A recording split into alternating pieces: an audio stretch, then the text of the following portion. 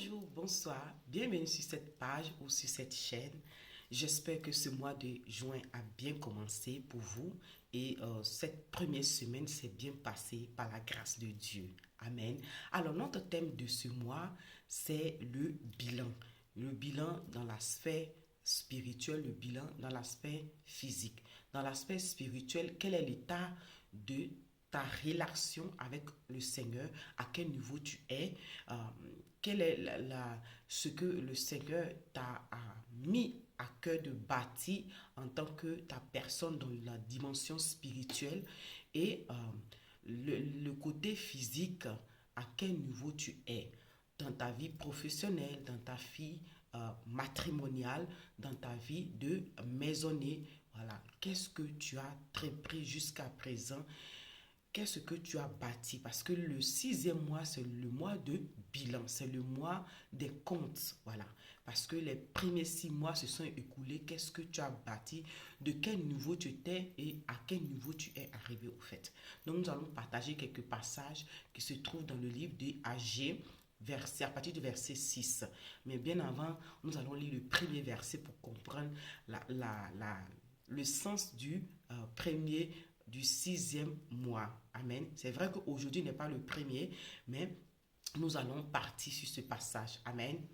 Sans plus tarder, bien avant de commencer, j'aimerais juste clarifier un petit point au niveau de la vidéo sur la jalousie qui a été lancée, qui était la séquelle. Ce qui veut dire la deuxième vidéo sur la jalousie et qui concernait le joueur et un témoignage d'une famille au Cameroun et une autre dame concernant ces familles à cause de la jalousie, ce qu'ils ont fait avec son agent, l'autre, ça tente à détruire son futur mariage simplement à cause de la jalousie.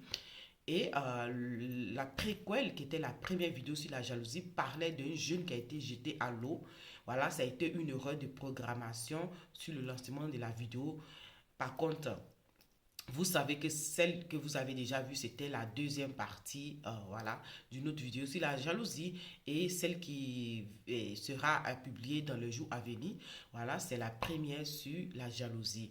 Amen. Donc, c'était un peu ça, cette clarification que je voulais vous apporter. Maintenant, nous allons rentrer dans notre vif du sujet. Allons lire le texte de Agé, verset 6. Mais comme je l'ai dit, nous allons commencer à partir de 1. Alors, il est écrit, Agé 1, verset 1 dit, la seconde année du roi Darius, le premier jour du sixième mois, la parole de l'Éternel fut adressée par Agé, le prophète, à Zorobabel, fils de Shealtiel, gouverneur de Juda, et à Josué, fils de Josadak, le souverain sacrificateur, en ces mots. Ainsi parle l'Éternel des armées, ce peuple dit, le temps n'est pas venu, le temps de rebâtir la maison de l'Éternel. Point, je m'arrête. Alors ici, la parole nous fait comprendre que dans le mois de juin, c'est-à-dire le premier jour du mois de juin, l'Éternel s'est adressé à son prophète concernant le gouverneur et le grand prêtre, Josué et Zorobabel, en disant que ces personnes disaient que le temps n'était pas encore arrivé pour bâtir la maison de Dieu. Maintenant, comme je vous ai dit, nous allons aller lire le verset 6 qui nous intéresse. Mais je vous conseille de lire tout le récit et vous allez comprendre. Amen. Allons lire le verset et nous allons donner l'explication. Ici, l'Éternel dit, vous semez beaucoup et vous récoltez peu. Vous mangez et vous n'êtes pas rassasiés. Vous buvez et vous n'êtes pas désartérés. Vous êtes vêtus, mais vous n'avez pas chaud. Et puis il dit, le salaire de celui qui est engagé tombe dans un sac percé. Ça veut tout dire. Amen. Ce passage veut dire tout et ça nous dit tout dans notre niveau spirituel.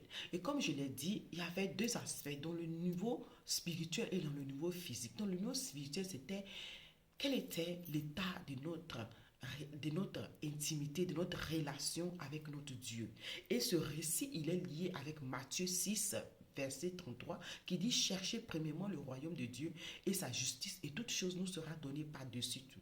Ce qui veut dire que nous devons mettre Dieu en priorité. C'est lui qui doit être au début de notre de nos temples que nous devons bâtir pour notre avenir dans le monde spirituel. Et la Bible nous fait comprendre que si Dieu ne bâtit pas, celui qui bâtit, bâtit en vain. Et ici, pour l'exhortation, le titre de ce récit, qui est dit l'exhortation à rebâtir le temple. La Bible nous fait comprendre que nous sommes le temple de Dieu. Donc, nous devons comprendre jusqu'à présent qu'est-ce que nous avons bâti à l'intérieur, qu'est-ce que nous avons bâti dans la dimension spirituelle jusqu'à présent, parce que maintenant nous devons donner les comptes. Nous devons faire un bilan de notre niveau, de notre niveau de spirituel et de notre niveau de spiritualité avec le Seigneur. Qu'est-ce que nous avons bâti? Qu'est-ce qui était priorité pour nous? Est-ce que nous avons compté Dieu dedans? Voilà, parce que si vous lisez à la fin, au verset 7, il fait comprendre à ses enfants que si eux ils montent à la montagne, de considérer les voies qu'ils prennent. Et s'ils vont à la montagne avec de bois pour bâtir la maison de Dieu, pour le louer, il sera glorifié, il sera exalté. Donc, ce qui veut dire, on le met au début de toutes choses et il nous dirige et il sera aussi en joie de nous conduire. Amen. Et c'est ça, c'était l'aspect spirituel. Maintenant, nous allons voir aussi la dimension physique. La dimension physique qui est, comme vous avez vu ici, parlait des salaires. Quel était ton objectif de ces premiers 6 mois? Début d'année, qu'est-ce que tu avais programmé? Qu'est-ce que tu avais décidé de bâtir jusqu'à présent? Qu'est-ce que tu as bâti? As-tu économisé assez pour pouvoir investir dans une activité qui va te rapporter des revenus, qui va te permettre de bâtir une entreprise personnelle, un futur à tes enfants? Quel est l'état de ta maisonnée? Qu'est-ce qui a changé dans ta maison? Quel est le bilan de ta maison? Quel est l'état de ton intimité avec ton mari? C'est-à-dire ton foyer, à quel niveau tu es? Qu'est-ce que vous avez changé? Quelles sont les nouveautés que vous avez apportées? Tous ces petits points-là, vous devez faire les bilans de cela et voir le changement qu'il y a dans ces divers aspects de votre vie. Amen. Il est très important de prendre note de où tu étais, où vous êtes arrivé et qu'est-ce que vous êtes en train de bâtir. Il est important parce que ce n'est pas en décembre que vous allez programmer pour janvier. Pour janvier, dans le sens que, voilà, j'attends la fin d'année ou bien début d'année pour programmer. C'est-à-dire, vous devez prendre la peine ou faire des bilans chaque 3 mois ou chaque 6 mois. Là, vous avez au moins un prospect de votre avancée spirituelle et physique. Amen. Et comme nous savons, toute chose se bâtit dans la dimension spirituelle avant d'être physique. Amen. Et donc, c'était ça l'exhortation. Et même si on veut donner un exemple pour illustrer tout ce que je viens de dire en 2 thèmes, c'est quand Élisabeth était enceinte, c'est à partir de 6 mois que les gens ont su. Donc, ce qui veut dire, c'est quand le temps des comptes est arrivé, qu'on a perçu elle portait un enfant. Tout s'était bâti dans le spirituel, tout était caché. Mais après les 6 mois, il faut qu'il y ait un résultat. Il faut qu'il y ait un résultat, un compte à ce qui a été fait 6 mois passés. Donc, c'était un peu ça l'exhortation. Je prie que le Seigneur vous accorde la grâce et la révélation sur ce mois de juin, afin de rebâtir votre temple qui est votre vie spirituelle avec votre Dieu et aussi dans votre dimension physique. Tout ce qui vous avez programmé jusqu'à présent, que le Seigneur vous guide et qu'il soit au-devant de toutes choses. Et afin que vous prospérez et que vous voyez la récolte de ce que vous sémez chaque saison et chaque instant dans votre vie. Amen. Donc, c'était ça l'exhortation. Soyez bénis et à la prochaine. Bye.